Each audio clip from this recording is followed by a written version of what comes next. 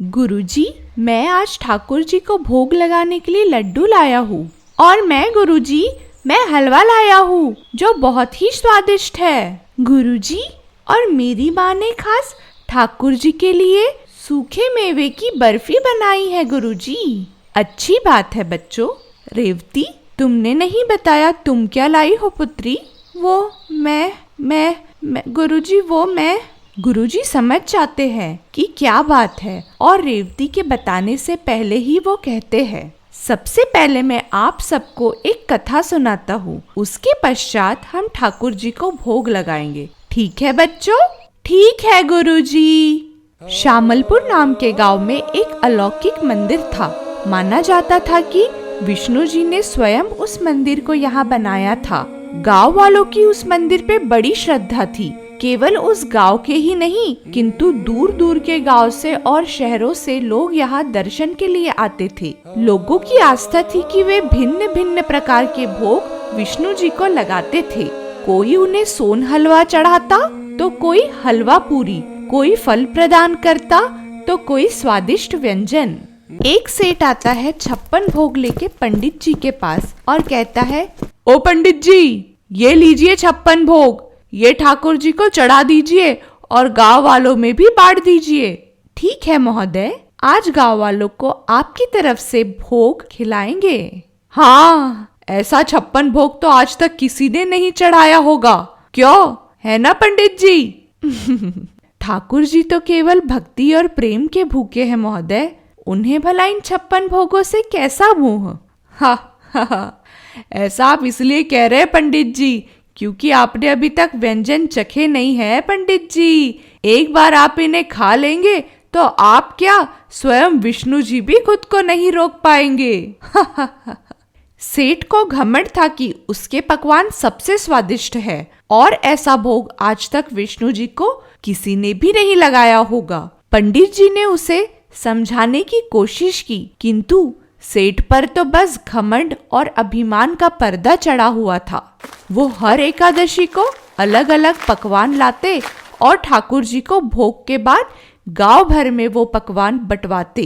सेठ को गांव से अपनी वाहवाह सुनने में बड़ा ही आनंद आने लगा था। अरे पद्मा, खीर बन गई क्या?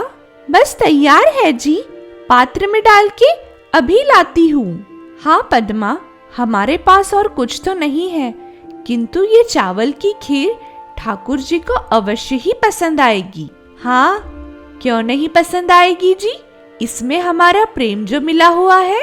तो चलो अब मंदिर चलने के लिए प्रस्थान करते हैं। वेंकटेश और पद्मा एक बहुत ही सरल और विष्णु जी के प्रति भक्ति में प्रेम रखने वाले पति पत्नी थे। उनके पास ज्यादा धन और ऐश्वर्य नहीं था, किंतु उनकी सबसे बड़ी दौलत उनका विश्वास था विष्णु जी के प्रति। वे दोनों चावल की खीर लेकर मंदिर की ओर चल दिए और वहां पहुंचकर खीर का पात्र पंडित जी को दे दिया। ये देखो कैसे कैसे लोग आते हैं यहाँ, देखो तो इसे, जरा चावल की खीर लाया है श्री हरि विष्णु के लिए, जो तीनों लोक के स्वामी हैं, वैकुंठ के राजा है, जिनकी पत्नी स्वयं धन की देवी है लक्ष्मी। वो इस स्वादिष्ट पकवानों को छोड़कर क्या ये बची हुए चावल की खीर खाएंगे भला? ठाकुर जी भक्त की भावना को देखते हैं सेठ जी, व्यंजनों के पात्रों को नहीं। मुझसे जबान लड़ाता है तू है ही क्या मेरे आगे? बुरा मत मानिए सेठ जी, ठाकुर जी के सामने तो हम सब समान हैं। आपके और मेरे भोग में कोई भी अंतर नहीं है। मूर्ख, तुझे पता भी है तू क्या कह रहा है? वेंकटेश मन का सच्चा व्यक्ति था। उसे यकीन था कि यदि उसकी भक्ति ठाकुर जी के प्रति सच्ची है तो वे उसका भोग अवश्य ग्रहण करेंगे। किंतु जब उसने यही बात सेठ जी को कही तो सेठ जी से तो सुना ही नहीं गया और सेठ जी ने वेंकटेश को चुनौती दे दी कि यदि उसकी खीर इन व्यंजनों से अच्छी है तो पूरे गांव को यह खीर खिलानी चाहिए। ऐसा प्रस्ताव सेठ जी ने वेंकटेश के सामने रखा। तो ये तय रहा कि कल एक तरफ मेरे स्वादिष्ट व्यंजन रखे जाएंगे और एक तरफ तुम्हारी चावल की खीर। फिर देखते हैं कि गांव वाले और ठाकुर जी किसका भोग स्वीकार करते हैं। वेंकटेश और पद्मा घर आ जाते हैं। उनके घर में इतने चावल और दूध नहीं है कि वे पूरे गांव के लिए खीर बना सके और पूरे गांव को खीर खिला सके। अब क्या करेंगे जी? कैसे कल पूरे गांव को खीर खिलाएंगे? हमारे पास तो इतना धन भी नहीं है कि हम इतने सारे चावल खरीद सके। तुम चिंता मत करो पद्मा, घर में जितने सामान है उतने की ही खीर बनाओ, बाकी ठाकुर जी पर छोड़ दो, वे स्वयं हमारी सहायता करेंगे। पद्मा के पास जितना सामान था उसने उसी चावल से खीर बना ली और मंदिर में ले आई, जहाँ सेठ ने कई प्रकार के व्यंजन बना के रखे थे। सारा गांव वहाँ एकजुट हुआ था। ये देखो, एक पात्र में बस इतनी सी खीर लाए हैं। इतनी खीर तो विष्णु जी को भी पर्याप्त नहीं होगी। आओ गांव वालों, स्वादिष्ट व्यंजनों को चखिए और तृप्ति का आनंद लीजिए। गांव वाले जाकर सेठ जी के व्यंजनों का भोजन लेने लगे। यहाँ वेंकटेश मंदिर में सबसे पहले खीर का भोग ठाकुर जी को लगा आया। बाहर आते ही एक युवक ने उससे आवाज दी। देखने में बहुत सुंदर, आंखें बड़ी बड़ी, सर पर सुंदर पगड़ी, जैसे गोकुल का कान्हा हो। मैं बड़ी दूर से आया हूँ भैया और बहुत थक भी गया हूँ गैया चराते चराते। क्या आप मुझे कुछ खिला सकते हैं? वो युवक एक पेड़ के नीचे बैठता है, जहाँ सामने गांव वाले व्यंजन के लिए खड़े थे। पद्मा युवक को खीर परोसती है और वे युवक हाथों से खीर खाने लगता है। खीर तो बड़ी स्वादिष्ट है, मुझे और दीजिए ना। युवक को इतने मजे से खीर खाते देख गांव वाले भी ललचाने लगे। अरे हट, मुझे तो इन व्यंजनों में बिल्कुल भी मजा नहीं आ रहा। वो देखो उस युवक को, मैं भी खीर खाने जा रहा हूँ। हाँ हाँ भाई, मैं भी आता हूँ, हमें भी खीर दो, हमें भी खीर दो।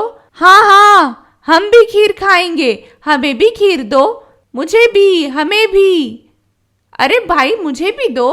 धीरे धीरे सारे गांव वाले खीर खाने आ गए और वहां सेठ मन ही मन यह सोचकर खुश हो रहा था कि इतनी खीर तो वेंकटेश के पास है ही नहीं।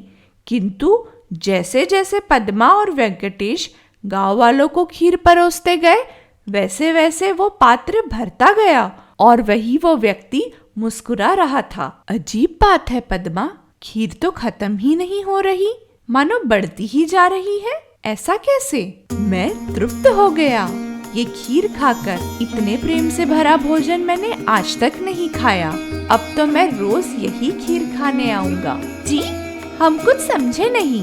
ये कमल मेरी तरफ से आपके लिए भेंट, रख लीजिए। पर अरे सब लोग सुनो, मंदिर से विष्णु जी की मूर्ति गायब है, जल्दी चलो। सारे गांव वाले भागकर मंदिर आते हैं। तब मूर्ति वहां उपस्थित होती है। ये कैसे संभव है? अभी तो विष्णु जी यहाँ नहीं थे।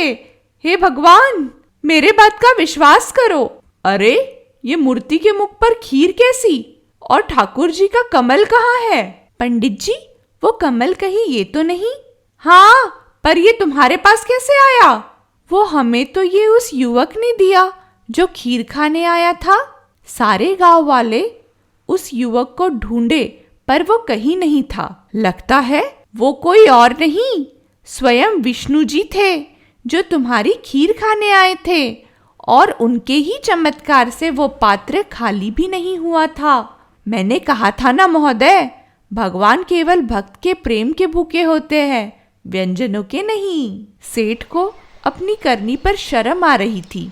उस दिन के बाद प्रतिदिन वेंकटेश के घर से ही भोग की खीर आती थी, जो सब गांव वालों में बांटने के बाद भी खत्म नहीं होती थी। भगवान को प्रेम और भक्ति के साथ चाहे झूठे बेर खिलाओ या मुट्ठी भर चावल, वे सदैव उन्हें प्रेम ही ग्रहण करते हैं। तो अब भोग लगाए ठाकुर जी को बच्चों। गुरुजी, सबसे पहले मैं ठाकुर जी के लिए मीठी खीर लाई हूँ। आओ आओ रेवती, तुम खीर खिलाओ। ऐसी ही और मनोरंजन कहानी सुनने के लिए हमारे चैनल को लाइक करें, शेयर करें और सब्सक्राइब करें, तब तक के लिए नमस्कार। मिलते हैं एक और नई कहानी के साथ। धन्यवाद।